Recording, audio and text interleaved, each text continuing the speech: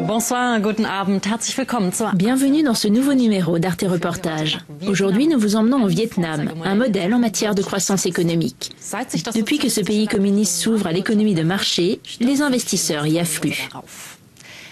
Cependant, ils ne sont pas partout, surtout pas dans le nord du pays, très pauvre. Cette région ne compte ni industrie, ni pétrole, ni minerais, mais elle a du bambou.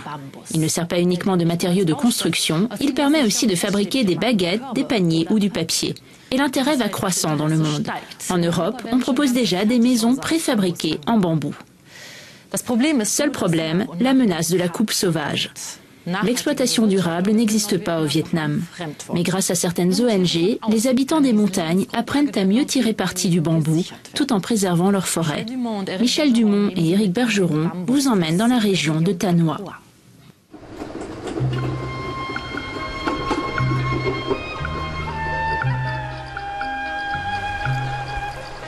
La rivière Luong s'écoule paisiblement.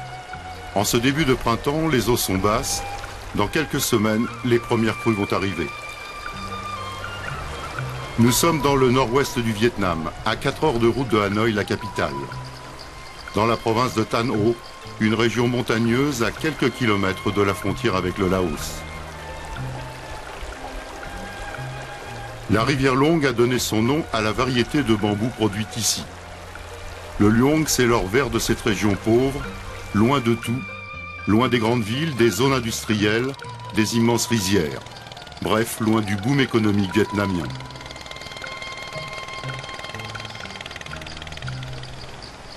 Tout le long de la rivière, les mêmes scènes. De petits groupes s'activent autour des tiges de bambou, comme Hong et son équipe.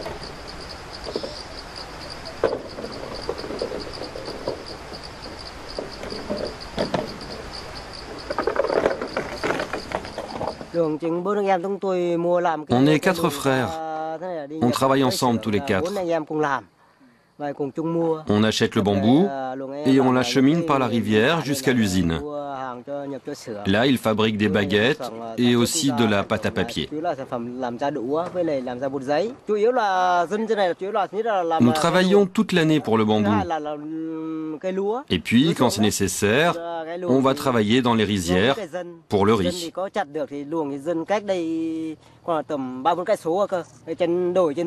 Les gens vont chercher les bambous au pied de la montagne, à plusieurs kilomètres. Nous, on passe dans les villages et puis on leur achète. Le vendeur doit amener les tiges à un point donné, sur le bord de la route ou de la rivière. Il le fait le plus souvent avec sa famille. Les filles portent 2 bambous, les hommes 3 ou 4 et les enfants une seule pièce. C'est un travail très dur, mais avec l'argent du bambou, les familles peuvent acheter différentes choses, de la nourriture, on peut aussi payer l'école des enfants, et puis les soins. Sur la rivière aussi, le travail est dur. Il fait une quinzaine de degrés. Pour se réchauffer, on fume la traditionnelle pipe à eau, en bambou bien sûr, taillé en un rien de temps.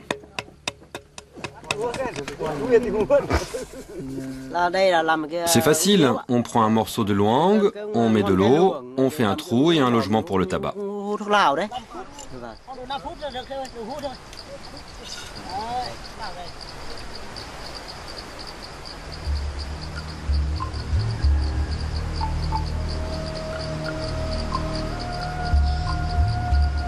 Il faut plusieurs jours pour assembler les radeaux, plusieurs heures pour rejoindre l'usine, au rythme lent de la rivière.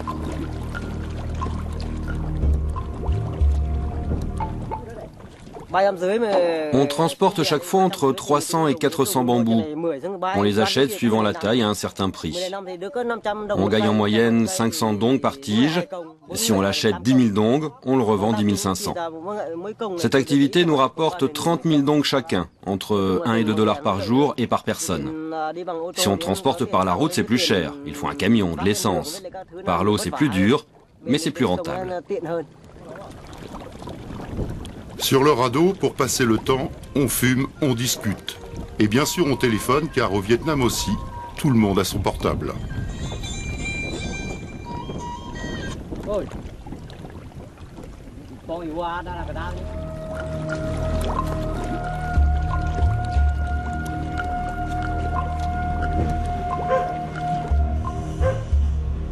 Arrivée au pied de l'usine, elle appartient à un entrepreneur privé, Monsieur Tang.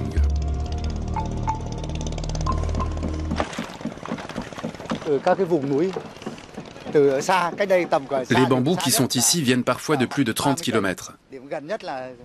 D'autres viennent des alentours, tout près d'ici. J'achète de 5 à 7 000 bambous par jour. Mais il y a des jours où il n'y a aucun arrivage.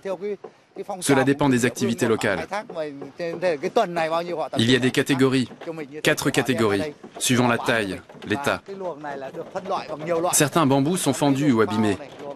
Donc on fait d'abord le tri, on les rassemble, puis en fonction des catégories, on fixe le prix.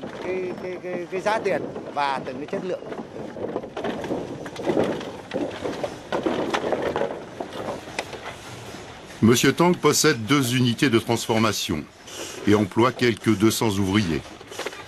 Certains sont payés à la tâche, comme l'équipe chargée de remonter les bambous jusqu'aux ateliers, d'autres à la journée. Salaire mensuel entre 90 et 120 euros, à raison de 9 heures par jour, 6 jours par semaine, des salaires nets car ici il n'y a ni sécurité sociale, ni système de retraite.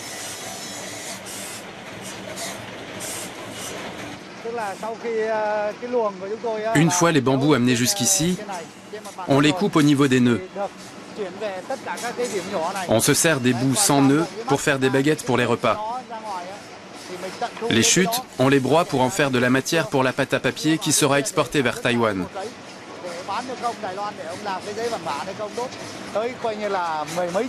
On produit plusieurs millions de paires de baguettes par jour. Mais comme on n'est pas suffisamment équipé pour tout traiter ici, on n'en fait qu'une partie.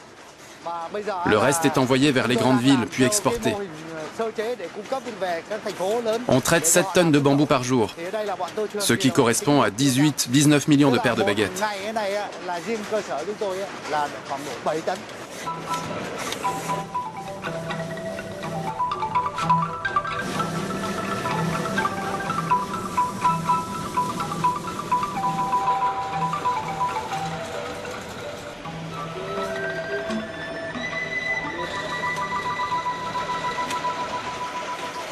Tout comme la Chine, le Vietnam est toujours un pays qui se proclame communiste, avec un parti omniprésent. Mais depuis l'ouverture économique de la fin des années 90, un seul mot d'ordre, la rentabilité. Mais il faut sauver les apparences. On ne parle pas d'entreprise, mais de coopérative. Monsieur Tang est donc président d'une coopérative dont lui et sa famille sont les seuls membres. C'est votre voiture? C'est une voiture de capitaliste? Oui, elle vient d'un pays capitaliste. C'est un véhicule résistant. Et quel est votre souhait aujourd'hui? Mon vœu le plus cher, c'est de produire le plus possible, d'avoir une entreprise solide. J'essaie de développer mes capacités de production. Mon problème est que, contrairement aux entreprises étrangères, je n'ai pas beaucoup de capitaux. Dans l'usine de Monsieur Tang, on travaille sans relâche et dans des conditions dignes des romans de Zola. Vous n'avez aucune protection? Non, non. C'est dangereux comme travail? Non, avec l'habitude, ça va. Et vous êtes contente de votre travail?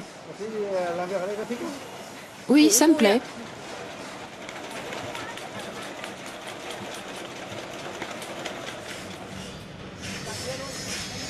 Aux côtés de Monsieur Tang, l'entrepreneur Tan, un ingénieur du GRET, une ONG française de développement durable.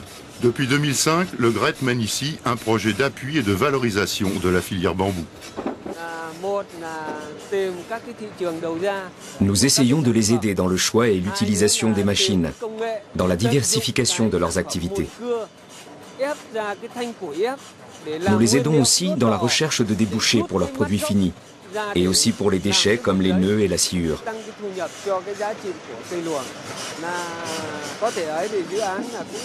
Au-delà de la production de baguettes et de pâte à papier, on voudrait développer une machine capable de compresser la sciure de bambou pour en faire des briquettes de combustion.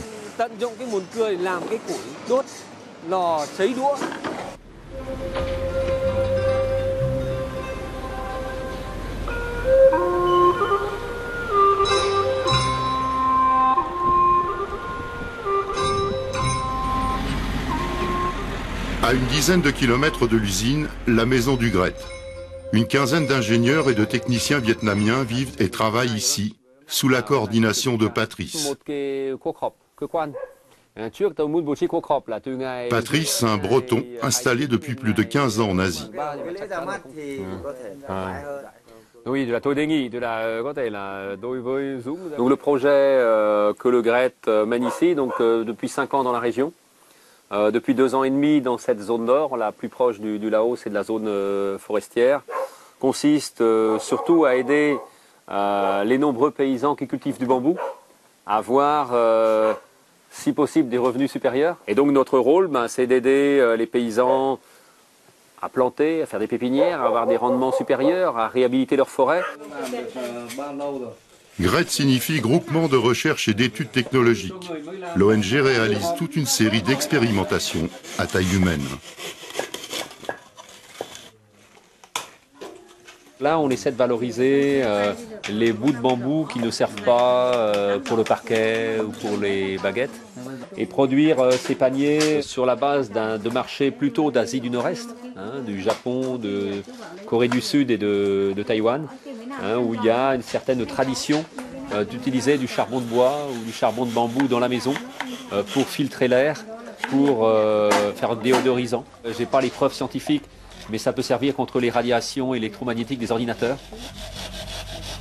Autre recherche menée, ces petits bras zéro pour réduire la consommation de bois et donc protéger les forêts.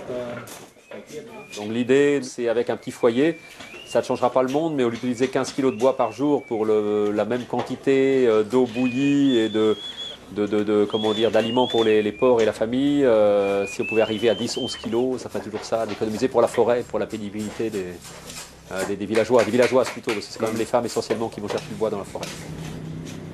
Il y a aussi le champignon saussure, une méthode qui a déjà fait ses preuves. Alors le champignon sur la sciure de bois est assez développé au Vietnam, mais relativement peu développé sur la sciure de bambou. Il y a des quantités énormes de sciure, certains ateliers produisaient plusieurs tonnes par jour, et donc une idée c'est de mettre la sciure en sac, il y a de la sciure de bambou. Và có một cái que là cái que giống để cấy cái giống. Donc ça c'est un petit bâton sur lequel il y a les mycéliums. Et donc le mycélium qu'il y a sur le petit bâton de manioc va se répandre dans la sciure. Et donc au bout de quelques semaines, après avoir scarifié les sacs, il sort ici ce qu'on appelle l'oreille de souris, le champignon qu'on mange dans la soupe le matin, avec 2 couleurs, le rouge et le blanc. Et puis, bon là, c'est plus la période car tout était récolté, il y a la pleurote. La pleurote, donc un champignon qui aussi pousse comme ça. On voudrait qu'il y ait plein de familles qui puissent arriver à faire du champignon. C'est pas facile, ça reste toujours limité pour le moment, mais c'est notre 2e année à 40-50 familles. Même si on voudrait pouvoir arriver à beaucoup plus.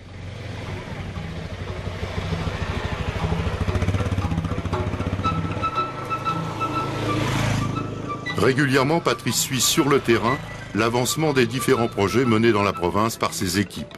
Chaque projet est sous la responsabilité d'un ingénieur ou technicien agronome vietnamien. Aujourd'hui, Patrice nous emmène visiter une forêt de bambou nouvellement plantée. Ici, on est dans le nord-ouest de la province de Thanh Hoa. La province de Thanh Hoa, c'est le nord du centre-nord Vietnam. Il y a 4 millions d'habitants, c'est grand comme 2 départements français. C'est dans tout ce nord-ouest, c'est-à-dire entre la route Ho Chi Minh, qui est à 80 km d'ici, et la frontière du Laos, qui à vol d'oiseau est à 30-40 km d'ici. On a la plus grande plantation de bambou du sud-est asiatique. Ce n'est pas la plus grande surface, mais la plus grande surface de bambou planté, et donc intéressant pour des usages artisanaux et industriels. Le total, c'est 70 000 hectares partagés entre 50 000 familles paysannes. Il y a un besoin d'un petit peu rationaliser pour que ce soit un peu plus efficace. Et puis d'organiser, parce que par exemple, on veut toujours planter un bambou bien comme il faut, mais si les buffles et les vaches passent sans arrêt, naturellement le bambou ne lui donne pas grande chance. Et souvent, même si les gens savent l'essentiel, il y a besoin d'un petit catalyseur extérieur pour que les choses s'enclenchent.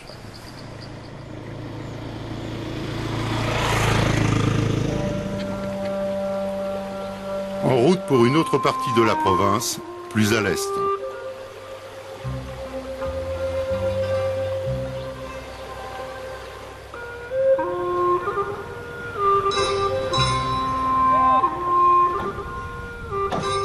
Dans ces contrées montagneuses, les rivières sont légion. Toutes s'alimentent les unes les autres pour finalement se jeter dans le fleuve Ma, puis dans la mer. Autrefois, on circulait essentiellement sur l'eau pour aller d'un point à un autre. Les temps ont changé, routes et ponts ont facilité les échanges, mais certaines familles continuent à vivre sur et par la rivière. Pourquoi vous l'attachez avec une ficelle? Mais il ne sait pas nager.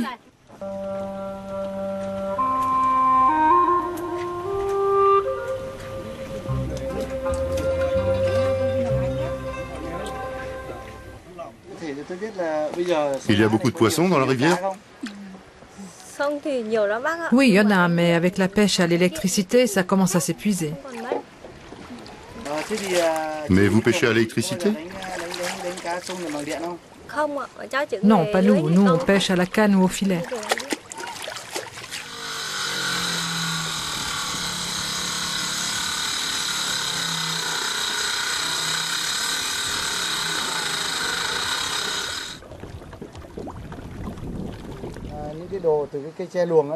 Elle est polluée, la rivière? Oui. La rivière est polluée par les usines de bambou, par le manioc. Les gens jettent tous leurs déchets dans la rivière.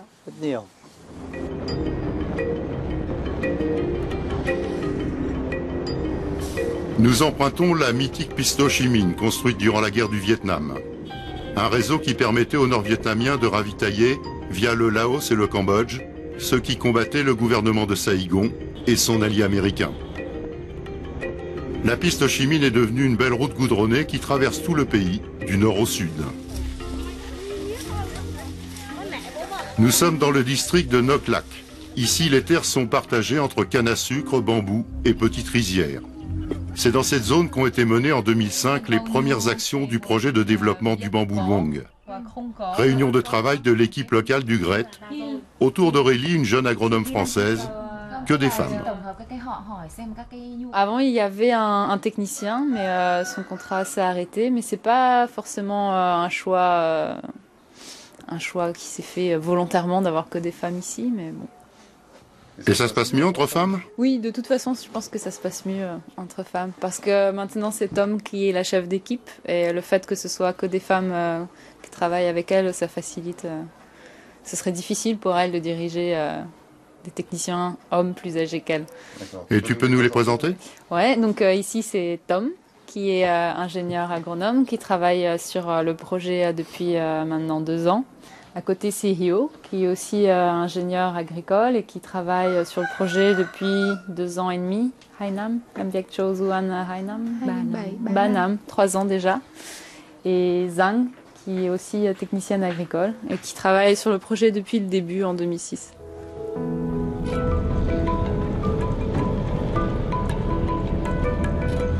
Lorsqu'Aurélie et ses collègues se déplacent, c'est toujours à moto. Dans les campagnes vietnamiennes, il y a encore peu de voitures particulières. Le vélo est toujours présent, mais le moyen de déplacement le plus répandu, c'est la petite moto, japonaise ou chinoise. Aurélie nous emmène visiter une pépinière de bambou.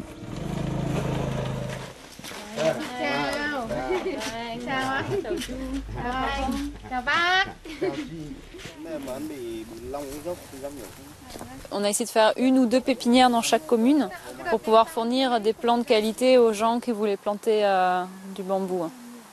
Donc là, c'est la pépinière de Monsieur Zap qui fait des pépinières depuis 3 ans. Il fait à peu près 4000 plants par an. Pour 1 hectare, il faut à peu près 300 plants, entre 300 et 400 plants. Pour obtenir ces plants, on pratique le marcottage sur l'arbre lui-même. Là, il a choisi une branche. On voit bien que la particularité du luong, c'est que sur les branches, il y a déjà des petites racines axillaires. Et donc ça va se développer dans le substrat. Et donc ça va permettre de faire un plant avec des racines. Donc il met le plastique autour pour faire tenir la boue et la terre autour du point où il peut développer des racines. Donc il va laisser ça en place pendant 15 jours à 1 mois. Et ensuite il va couper la branche et la ramener à la pépinière. C'est simple et on peut en faire beaucoup sur une seule touffe.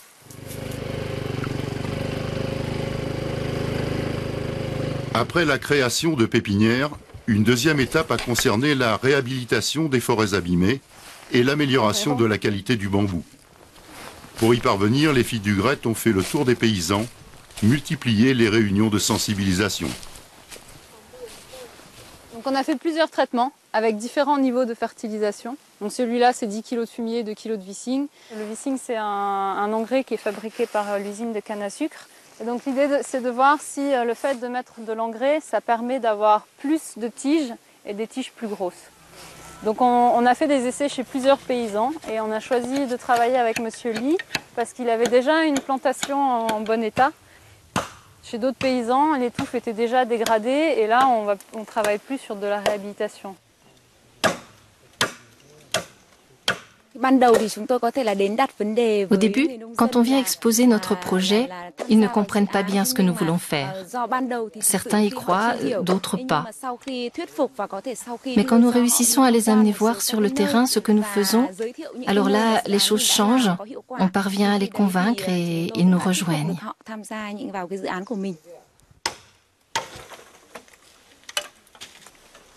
Ce projet du GRET, c'est bien pour vous ? Oh oui, ça nous a beaucoup apporté, à moi et à ma famille. Ici, la plus grande partie de nos revenus vient du bambou. On a plusieurs activités, mais le bambou représente l'essentiel des revenus de notre famille, 40 à 50%. Le gros, c'est environ 18 000 dong. Les moins chers, c'est 7 000. En fait, le prix dépend de la taille des bambous.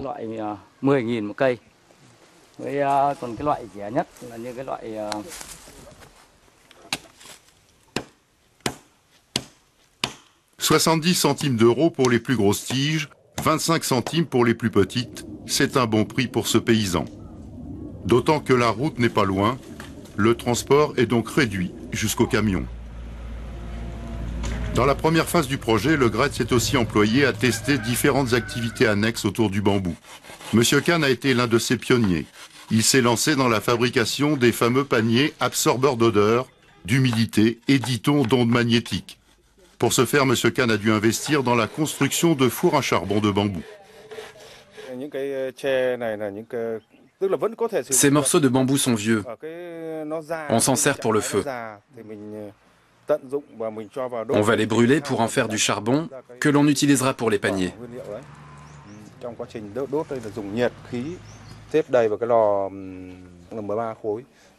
On empile ici toutes sortes de bambous. On les empile sur plusieurs couches et après on ferme les ouvertures du four. La matière première pour alimenter le feu, c'est encore du bambou. Il faut laisser brûler pendant 5 jours si les bambous sont frais. 3 jours s'ils sont secs. Quand le feu est éteint, on laisse encore les bambous une 8aine de jours dans le four.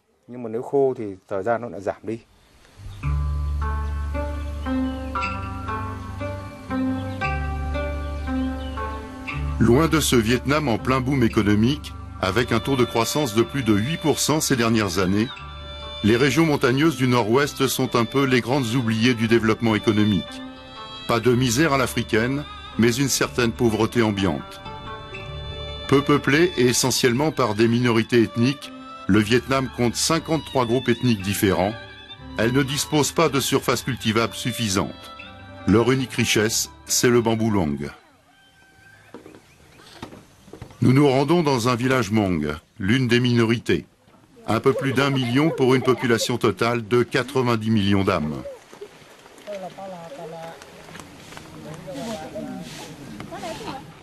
Pour accéder au village, un seul moyen, ce pont, en bambou bien sûr.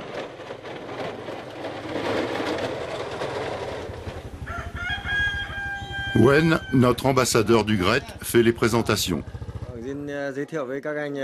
On se trouve dans le district de Quan Hoa, dans le village de Ban Lang. C'est un village Hmong typique, à proximité de la rivière. Et le chef de village, c'est Monsieur Sun.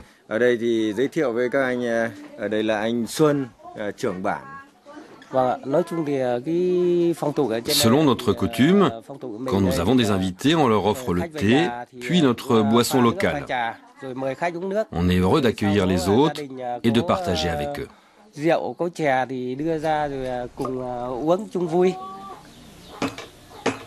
L'alcool local, c'est un mélange de manioc, de maïs et de ferments que l'on laisse macérer pendant 1 mois et plus dans de grandes poteries. On le déguste avec des tiges de roseau, en rajoutant régulièrement de l'eau. Après l'apéritif de bienvenue, les femmes Hmong nous offrent une danse traditionnelle.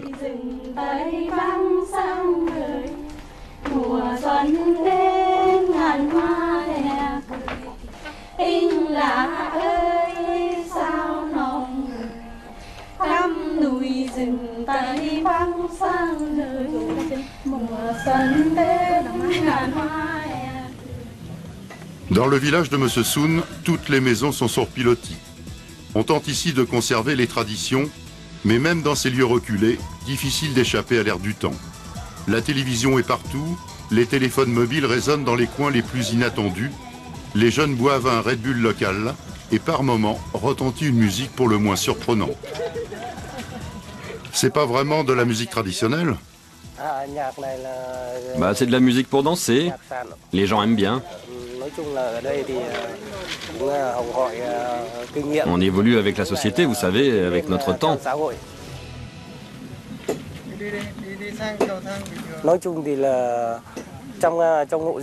Ici, les gens ont des animaux autour de la maison. Ils ont des poules, des cochons. Et puis, s'ils ont un peu plus de moyens, alors ils ont des canards, des oies et un buffle aussi. Et puis chez nous, on élève aussi des chiens. Et les chiens, vous les mangez ? Oh, ici, on mange toutes sortes de viandes, y compris du chien. En fait, on mange du chien lors des fêtes.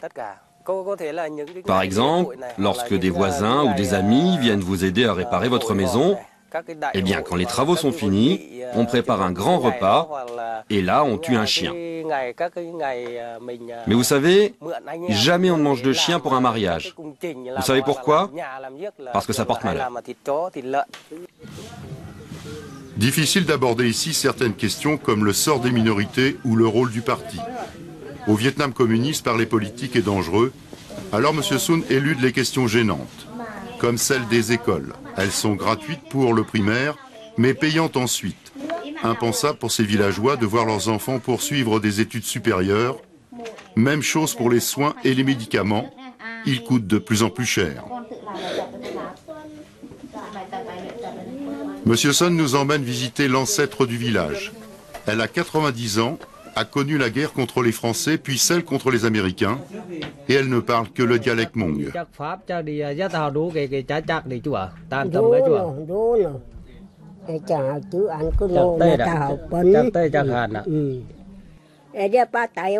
Pendant la guerre, la vie était très dure, parce qu'on était obligé d'aller se réfugier dans la forêt.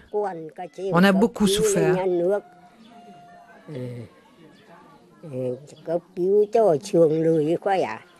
Des fois, pendant le repas, on était obligé de s'enfuir très vite parce que les soldats arrivaient. Avant, c'était très dur, mais depuis que le parti s'est occupé de moi, j'ai du riz, des vêtements, je vis mieux. La vie est beaucoup plus facile, oui, vraiment plus facile. Avant, c'était pas comme cela.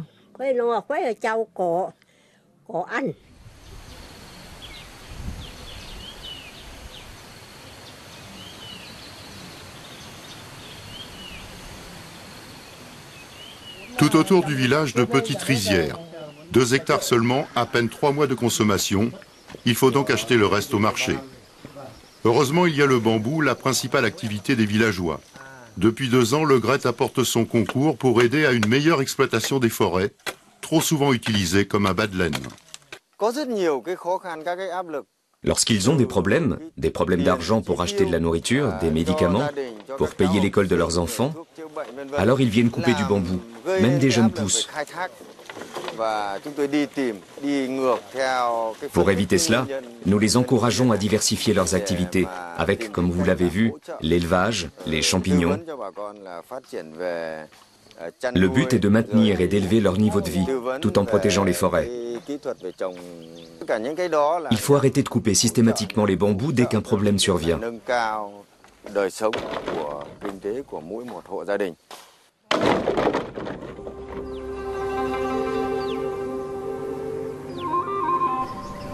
Dans ces régions où on a toujours vécu du bambou, le problème est maintenant de préserver ce capital naturel.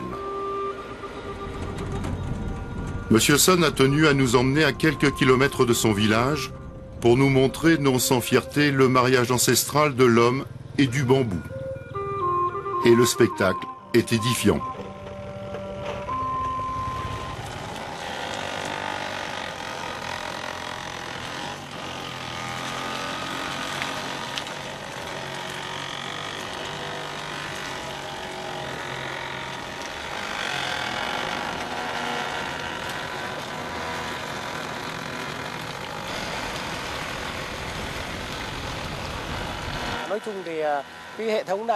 Ce système existe depuis la nuit des temps.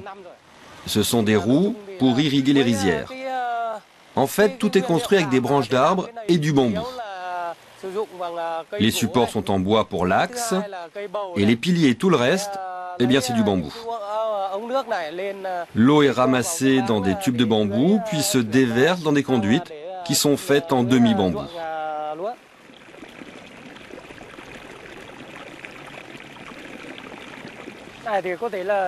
Cette roue est plus ancienne. Elle a changé de couleur à cause de la pluie et de la boue. Avec le temps, toutes les roues noircissent. S'il n'y a pas d'inondation ou de crue, ces roues peuvent fonctionner, disons, 2 ou 3 ans au plus. Mais lors d'une crue, tout peut être emporté. Alors il faut tout reconstruire.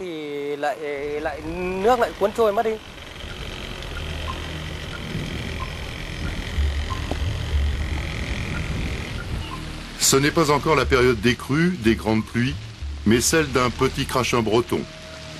Le ciel s'est brusquement couvert, la jungle est ensevelie sous les nuages.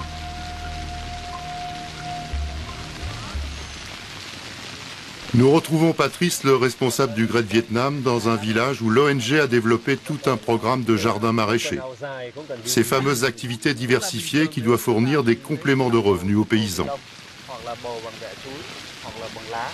Là, on commence par ce qu'on peut appeler la pépinière, ou les petites parcelles où on produit les semences, qui vont aller repiquer plus loin, à 500 mètres d'ici, sur le bord de la montagne.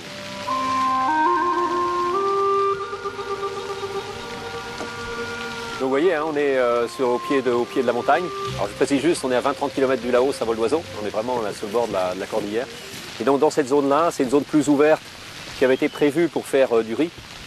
Mais il n'y a pas assez d'eau pour le riz. Donc nous proposons c'est aussi une idée plutôt des femmes, de remplacer le riz par des légumes, du maraîchage, qui est quand même beaucoup moins dispendieux en eau par rapport au riz. Et donc l'idée, c'est à partir des pépinières qui sont près du village, où on a créé les bonnes conditions pour les plants, de venir les repiquer sur ces 2-3 hectares ici. Donc il y a ici une dizaine de différentes espèces maraîchères qui sont repiquées.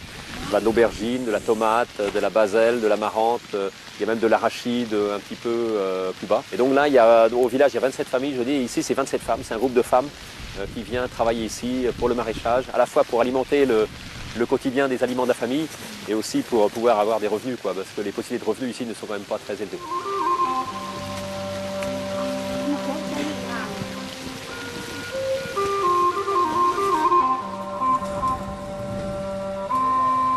Un peu partout dans la province, le GRET a encouragé le développement de petits ateliers de transformation. Celui de M. Hoa ne fabrique pas un produit fini, mais des lamelles de bambou qui seront acheminées vers des usines du centre Vietnam pour être transformées en parquet ou en contreplaqué. Alors ce qui est produit ici, ça sert à faire une sorte de contreplaqué. Alors tous les lamelles que vous voyez là ici, il y en a 7 à 9 lamelles dans ce contreplaqué. Donc pressé très fort, donc ça produit un matériau, vous voyez, qui n'est pas très épais, mais qui est vraiment très solide.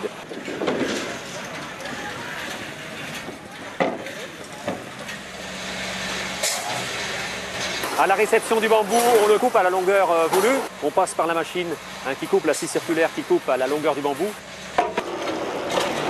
Ensuite, la splitteuse ou la fendeuse qui coud en grosses lamelles. Ensuite, ils vont enlever à l'endroit des nœuds pour que ça puisse passer dans les machines. Qui vont ensuite couper le bambou en épaisseur. Il y a une première machine qui coupe le bambou en 2 épaisseurs. Et ensuite, chaque petite épaisseur, elle est recoupée en 2 pour arriver à la machine à tresser. Et puis, bien sûr, sécher, parce que si on ne sèche pas, il y aura des moisissures qui apparaîtront. Et puis le stockage ici, avant d'être embarqué pour Quang Binh, pour le centre Vietnam, tous les mois.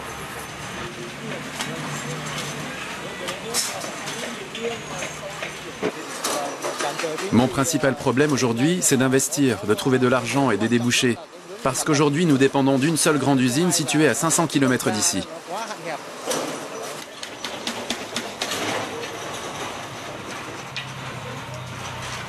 Quand j'ai commencé personnellement en 2005, il y avait un produit principal qui est la baguette pour manger.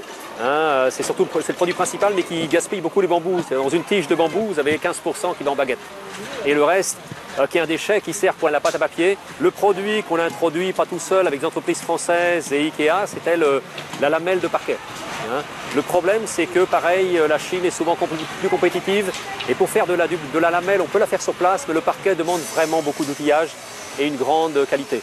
Ça se fait qu'on essaie de diversifier vers d'autres produits, donc ceux contreplaqués, mais aussi les fournitures, les meubles, les chaises et différents types de planches.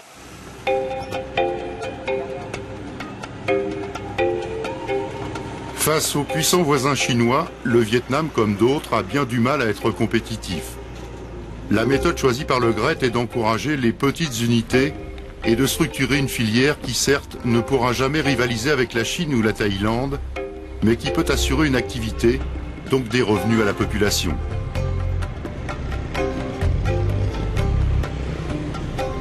Nous sommes à Tan Ho, la capitale de la province.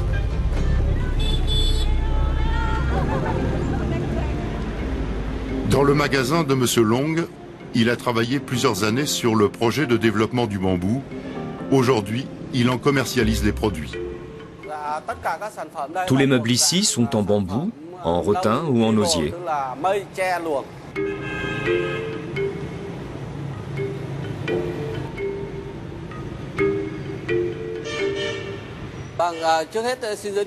Ce sont nos derniers produits.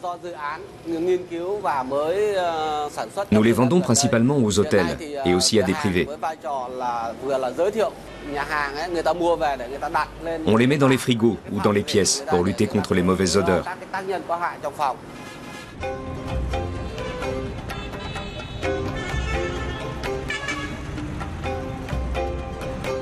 Monsieur Long nous emmène à l'extérieur de la ville, dans la fabrique de meubles de Madame Fong, elle aussi soutenue par le projet GRET. Elle a commencé par de petits objets décoratifs avant de se lancer dans le meuble. 110 € en moyenne pour un salon en bambou de 4 pièces. Tout est fait à la main. Madame Fong est optimiste.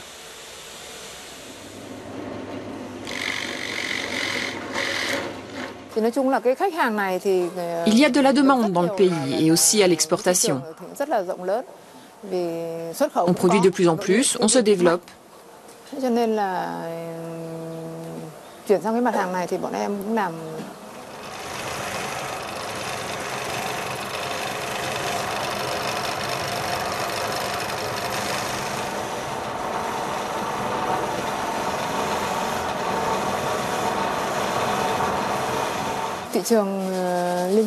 La Russie, les États-Unis, la Corée, il y a beaucoup de demandes de ces pays.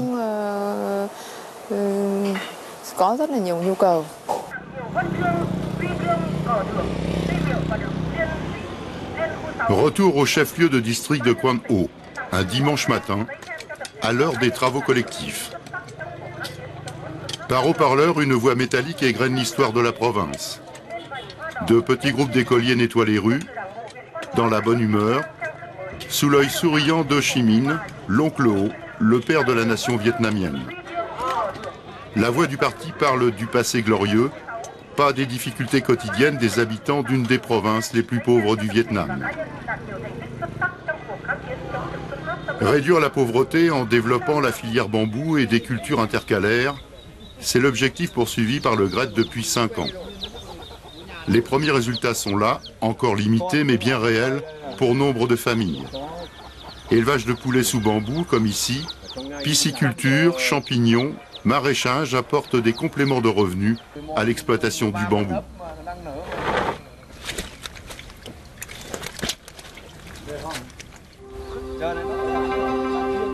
Seule ombre au tableau, le Vietnam n'étant plus considéré comme un pays prioritaire en matière d'aide au développement, les financements manquent pour poursuivre l'aventure.